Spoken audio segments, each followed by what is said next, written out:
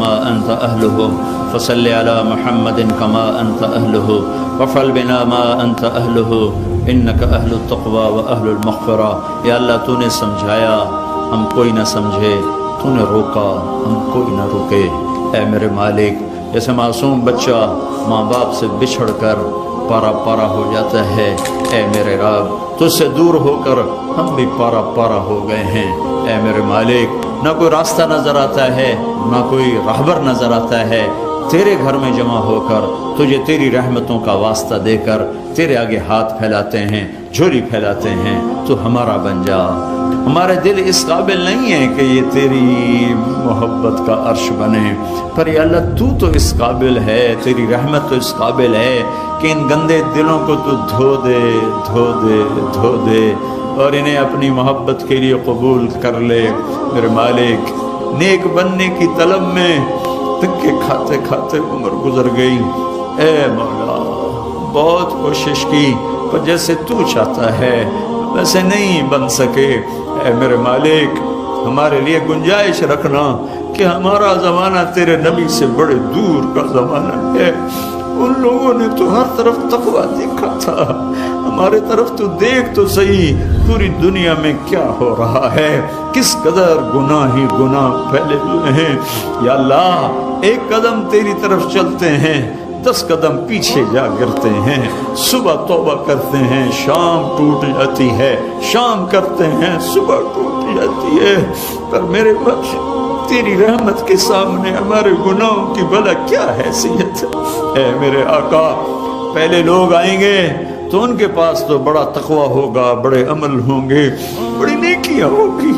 جب ہم آئیں گے تو ہم تو یا اللہ خالی ہاتھ ہوں گے. ہماری تو جھولی بھی پھٹی ہوگی، کشکول بھی ٹوٹا ہوگا، کہیں چھپنے کی جگہ بھی نہ ملے گی کہ کہیں چھپ چھپا کے گزر جائیں. اے میرے رب، بس ہمیں ایک تیری رحمت کی آس ہے اور ایک تیرے حبیب کے فرمان کی آس ہے. میرے بھائی وہ ہیں جو مجھے دیکھیں گے نہیں اور میرا کلمہ پڑھیں گے.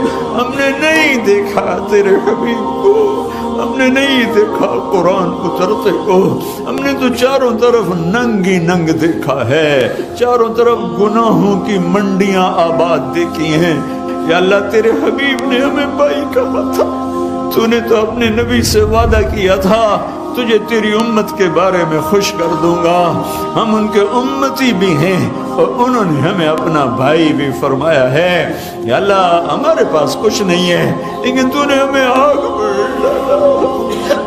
تیرے نبی کو تکلیف ہوگی میرے شاہ، اپنے نبی کو تکلیف سے بچانے کی خاطر ہمیں معاف کر دینا.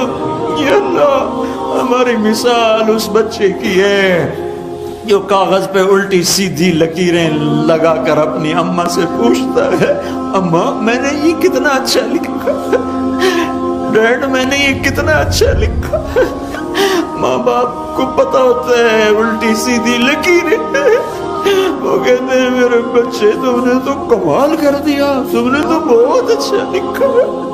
میرے مولا، زندگی بھر کوشش کی، زندگی کی کتاب میں کچھ حرف لکھے لیکن میرے آقا پیچھے مڑ کر دیکھتے تو الٹی سیدھی لکیروں کے سوا کچھ نہیں ہے، کچھ نہیں ہے، کچھ نہیں ہے.